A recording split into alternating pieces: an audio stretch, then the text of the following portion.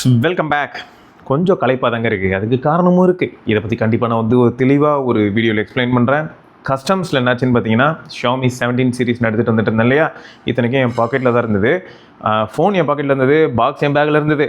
So நான் multiple devices carry பண்ணுறேன் அப்படின்றனால என்னை வந்து நில்லுங்க சார், இது என்னது சார், உங்களுக்கு நான் டியூட்டி போடணும் சார்னு சொன்னாங்க. அதை பற்றி நான் தெளிவாக எக்ஸ்பிளைன் பண்ணுறேன். பட் எந்த இஷ்யூவும் இல்லைங்க, சொல்லப்போனால் எந்த இஷ்யூவும் இல்லை, எல்லாமே கிளாரிஃபை ஆச்சு. நிறைய விஷயங்கள் அவங்ககிட்டேருந்து தெரிஞ்சுக்கிட்டேன். தேங்க்யூன்னே சொல்லணும், அந்தளவுக்கு நிறைய டேட்டா கொடுத்தாங்க.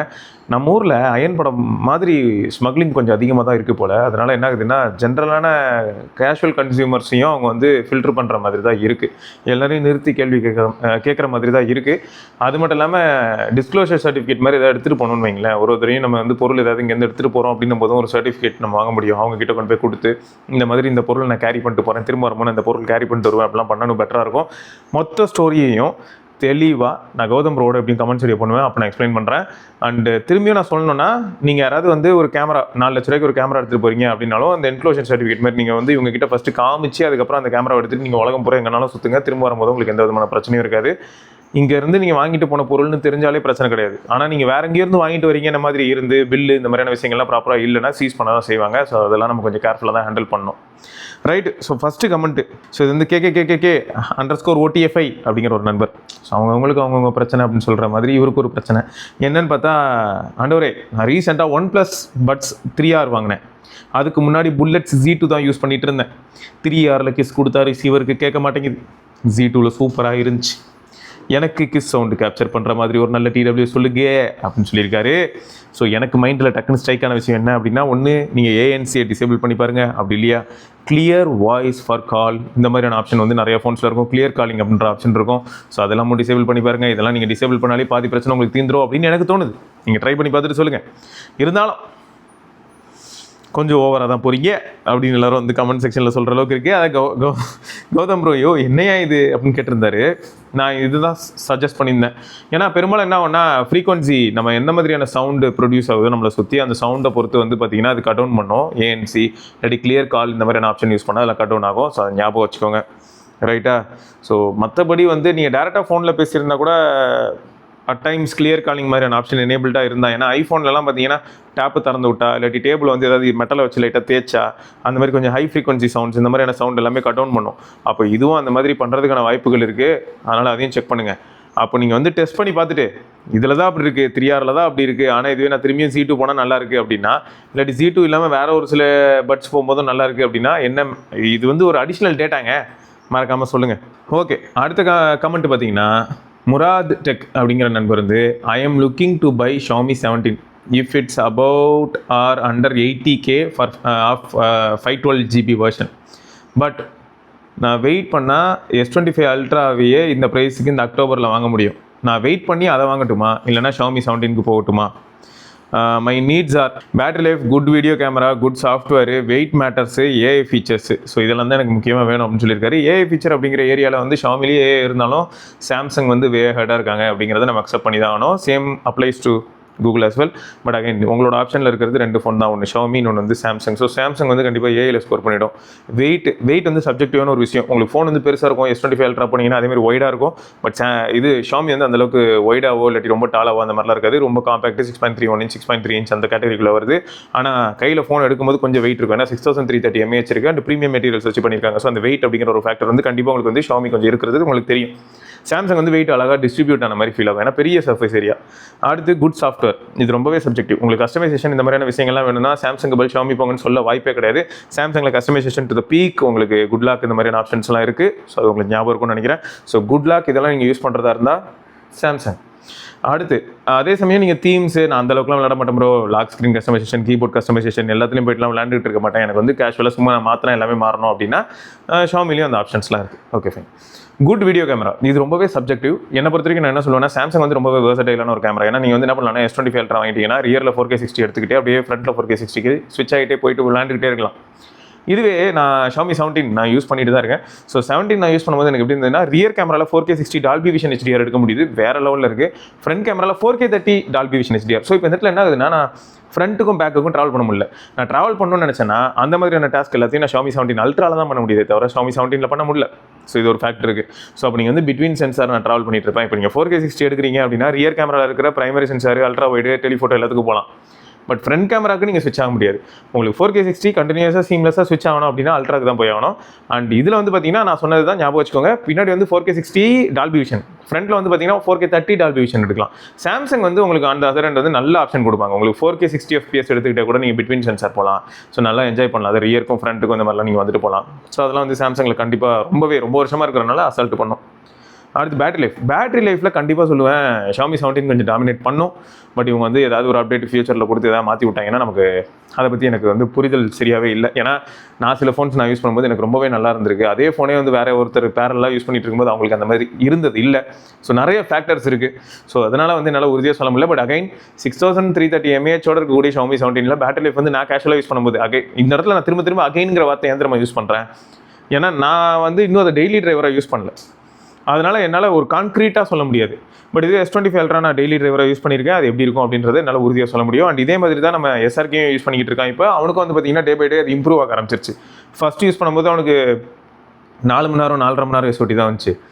1 வீக் கிட்ட டைம் ஆச்சுங்க. 1 வீக் அப்புறமா என்ன ஆக ஆரம்பிச்சிருச்சுன்னு பார்த்தீங்கன்னா கிராஜுவலாக அப்படியே அந்த 4.5 மணி நேரங்கிறது 5.5 ஆச்சு, 6.5 ஆச்சு, 7, 7.5 அந்தளவுக்கு போயிடுச்சுங்க. ஸோ 7 hours கிட்ட SOT இப்போ ஓரளவுக்கு அவனுக்கு ஈஸியாக வர ஆரம்பிச்சிருச்சு SRKக்கு. ஸோ இதான் ஃபேக்ட். அப்போ என்ன ஆகுதுன்னா டிவைஸ் வந்து மிஷின் லேர்ன், அதை நம்மளை பற்றி ஃபுல்லாகவே லேர்ன் பண்ணிட்டு அதுக்கேற்ற மாதிரி அதை அடாப்ட் ஆகி எந்த ஆப்புக்கு நான் பர்மிஷன் கொடுக்கணும், எது ஃபோர்க்ரவுண்டில் ரன் ஆகணும், எது பேக்ரவுண்டில் ரன் ஆகணும். ஸோ இந்த மாதிரி எல்லா விஷயத்துக்கும் அது அடாப்ட் ஆனதுக்கப்புறமா பேட்டரி லைஃப் கண்டிப்பாக சூப்பராகும். ஸோ இந்த பாயிண்ட்டை நீங்கள் ஞாபகம் வச்சுக்கணும். ஸோ என்னை பொறுத்த வரைக்கும் என்னன்னா ப்ரைஸ் வந்து 80K இருக்குமான்னு கேட்டால் சத்தியமாக எனக்கு தெரியலங்க. எனக்கு தெரிஞ்சு ப்ரைஸ் இன்க்ரீஸ் ஆகிறதுக்கான பாசிபிலிட்டி தான் இருக்குது. ஏன்னா பாக்ஸில் பார்த்த ப்ரைஸே 1,19,999 ரூபா. அப்போ 1 லட்ச ரூபாய்க்காவது அந்த ஃபோனை விற்பாங்க அப்படிங்கிறதுல உறுதியாக இருக்கேன். ப்ளஸ் 10,000 ரூபாய்க்கு கார்டு ஆஃபர் கொடுத்தாங்கன்னா 90K உங்களுக்கு கிடைக்க வாய்ப்பு இருக்குது. பட் 80K வாய்ப்பு இல்லை. இது மெயின் இஷ்யூ என்ன அப்படின்னு பார்த்தா எல்லாருமே ப்ரைஸ் இன்க்ரீஸ் பண்ணிகிட்டே தான் போகிறாங்க. இதில் வேறு இப்போ ஓப்போ விவோவில் அல்ட்ரா இந்தியாவுக்கு வரும் அப்படின்னு சொல்லியிருக்காங்க. அப்படி இந்தியாவுக்கு வந்ததுனால அது 1.5லேருந்து 1.6 lakhs வரைக்கும் போகும்னு சொல்கிறாங்க. இது எல்லாத்துக்கும் காரணம் என்னென்னா அகைன் அந்த ஏஐயில் கொண்டு போய் மெமரி எல்லாத்தையும் தள்ளிக்கிட்டு இருக்காங்க இல்லையா. ரேமு, ஸ்டோரேஜ், இந்த ஏரியாவில் ப்ரைஸ் ரொம்ப இன்க்ரீஸ் ஆனதுனால எல்லா ஃபோனோட ப்ரைஸும் இன்க்ரீஸ் ஆகிறது நம்ம லைவாக பார்த்துட்டு இருக்கோம். 10,000 ரூபாயில் இருந்த ஃபோன்ஸ் எல்லாத்தோட ப்ரைஸ் கூட இப்போ இன்க்ரீஸ் ஆகிட்டு இருக்குது. 20,000 ரூபாய்க்கு இருந்த ஃபோன்ஸ்லாம் இப்போ 30,000 ரூபாய் நோக்கி போயிட்டு இருக்கு. ஸோ அந்த மாதிரி தாங்க இருக்குது. ஸோ அதனால் லான்ச் ஆகும்போதே ப்ரைஸ் கொஞ்சம் ஹையாக இருக்கிறதுக்கான பாசிபிலிட்டி ரொம்பவே அதிகங்கிறத திரும்ப இந்த இடத்துல ஒரு தடவை சொல்கிறேன். இதுக்கப்புறம் நீங்கள் டிசைட் பண்ணிக்கோங்க உங்களுக்கு எது பெட்டராக இருக்கும்.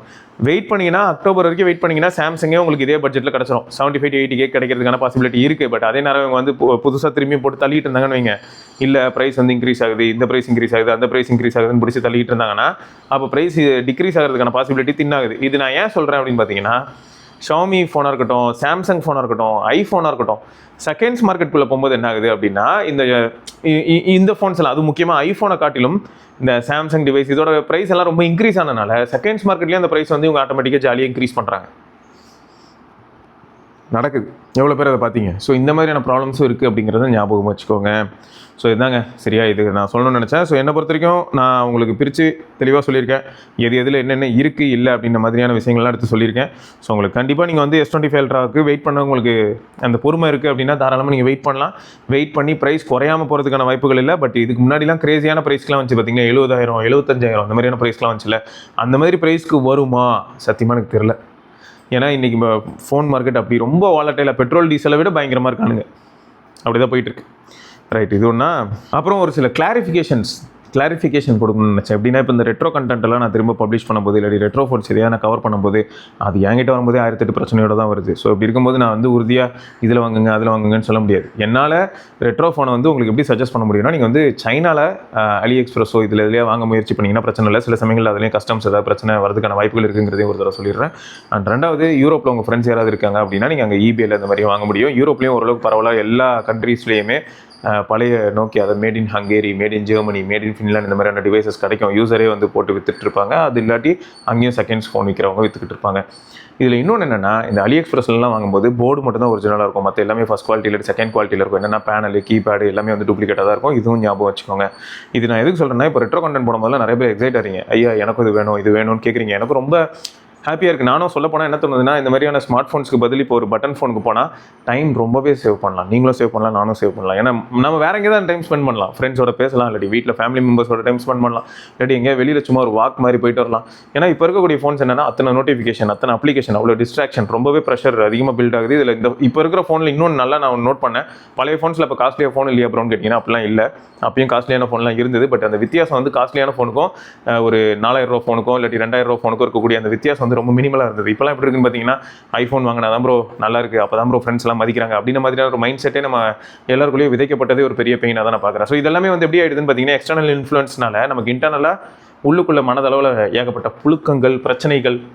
ஸோ அதான் சொல்ல வந்தேன். ஸோ அதனால் எனக்கும் எப்படி ஃபீல் ஆகுதுன்னா, ஓரளவுக்கு ரெட்ரோ ஃபோனோ இல்லாட்டி கொஞ்சம் யூனிக்கான ஏதாவது ஒரு ஃபோனோ, ஒரு 30,000 ரூபா 25,000 ரூபாய்க்கு யூனிக்காக ஏதாவது ஃபோன் வித்தாங்கன்னு வைங்களேன். ஆனால் இவனுக்கு அந்த மாதிரி யூனிக்காக ஏதாவது ஃபோன் எடுத்துகிட்டு வருவானுங்கன்னு பார்த்தாலும் அதில் கொண்டு போய் 6300 இல்லாட்டி 6100 இந்த மாதிரியான ஒரு மீடியாடெக் ப்ராசரை போட்டு நம்மளை சாகடிக்கிறானுங்க. இதுவும் ஒரு ப்ராப்ளமாக தான் இருக்குது. ஆனால் சொல்லணும்னு தோணுச்சு. அடுத்து என்னன்னா, கம்யூனிட்டி. யூடியூப் கம்யூனிட்டி செக்ஷன் வந்து ரொம்பவே நல்லா இருக்குது. எனக்கு ரொம்ப பிடிச்சிருக்கு. உங்கள் எல்லாரோட அந்த தாட்ஸ், உங்களோட ஒப்பீனியன்ஸ், உங்களோட கொஸ்டின்ஸ் இதெல்லாம் எல்லாம் பார்க்க முடியுது. பட் இதில் ப்ராப்ளம் என்னன்னா, சில போஸ்ட் எல்லாத்தையும் கிளிக் பண்ணால் எரர் வருது. அப்படியே கிளிக் பண்ணி ஓப்பன் ஆச்சுனாலும் அதுக்கு போய் ரிப்ளை பண்ணலான்னு பார்த்தாலும் எரர் வருது. ரொம்ப டார்ச்சராக இருக்குது. யூடியூப் வந்து இந்த செக்ஷனையே வந்து பார்த்தீங்கன்னா திரும்ப ஐட்ரேட் பண்ணி அடுத்தடுத்த பில்டு புஷ் பண்ணுறாங்க போல. ஏன்னா இந்த வீடியோ நான் எடுத்துகிட்டு இருக்க நேரத்தில் நேற்று வந்து கம்ப்ளீட்டாக யூடியூபோட சர்வரே டவுனில் தான் இருந்தது. எப்படின்னா நீங்கள் வீடியோலாம் நீங்கள் பார்த்துட்டு இருந்திருப்பீங்க. நான் ஏதாவது ஒரு வீடியோ அப்லோட் பண்ணணும்னு நினைக்கிறேன், இல்லாட்டி நான் வேறு ஏதாவது ஒரு சில விஷயங்கள் பண்ணணும்னு நினைக்கிறேன், பேக்கில் ஒரு கிரியேட்டரோட ஆஸ்பெக்ட்ஸ்லேருந்து ஒரு சில டாஸ்க் நான் பண்ணணும்னு நினைக்கிறேன் அப்படின்னா அது எல்லாமே தடங்கல் பட்டு இருந்தது. ஸோ இந்த மாதிரி நிறைய பிரச்சனைகளும் இருக்குங்க.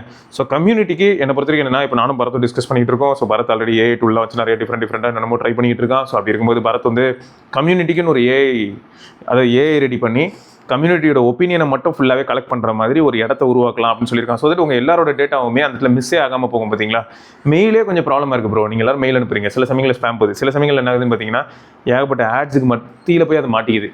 ஸோ அதனால் இப்போ இந்த கம்யூனிட்டி டேப்னு வரும்போது இந்த இடத்துல நம்ம மெம்பர்ஸ் எல்லாருமே, நம்ம கம்யூனிட்டி மெம்பர்ஸ் எல்லாருமே போய் பார்ப்பாங்க. இப்போ மெயில்னா எனக்கு மட்டும் தான் வரும், மெயில்னா நான் மட்டும் தான் பார்க்கணும். எனக்கு வந்து மெயில் நிறைய பேருக்கு தெரியவே தெரியாது.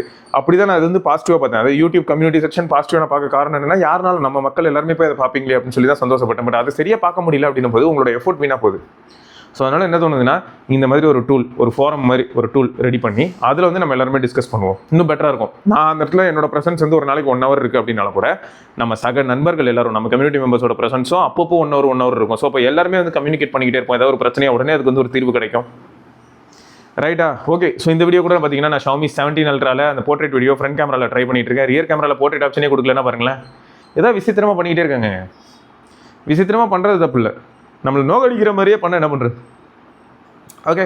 ஸோ எப்படி இருக்குது இந்த வீடியோட குவாலிட்டி, எட்ஜ் டிடெக்ஷன், கலர்ஸ் எல்லாமே நல்லா இருக்கா? ஆனால் எனக்கு வந்து ஓப்பனாக சொல்லணும்னா, பிரைமரி சென்சார் 1 inch பார்த்தீங்களா, அது கொஞ்சம் டிஸ்டன்ஸில் வச்சு 2x ஜூம் பண்ணி அந்த பிரைமரி சென்சாரை வச்சு நான் நேச்சுரலாகவே டெப்த் ஜென்ரேட் பண்ணி பின்னாடி இருக்கிற ஏரியா ஃபுல்லாகவே அந்த ப்ளூ டைல் அப்படிங்கிறதுக்கு பதில் ஒரு பிளாக் டைலே வைங்க. இந்த வால் ஃபுல்லாகவே பிளாக்காக போட்டால் தைரியமாக வைக்கலாம், எப்படினாலும் வைக்கலாம். நான் சிமிட்ரிலாம் பார்க்கணும்னு அவசியம் இல்லை, சும்மா ஜாலியாக வீடியோ எடுக்கலாம். ஸோ முயற்சி பண்ணுவோம் இது எல்லாத்தையும். ஐஃபோனில் மட்டும் தான் வீடியோ எடுக்க முடியும்னு காலத்தை தாண்டி அடுத்து பார்த்தீங்கன்னா சாம்சங்கில் வேறு லெவலில் இருந்தது, கூகுள் பிக்சலில் வேறு லெவலில் இருந்து தாண்டி இப்போ பார்த்தீங்கன்னா Xiaomi டிவைஸ், விவோ டிவைஸ் எல்லாத்துலேயுமே வீடியோ சூப்பராக எடுக்க முடியுது.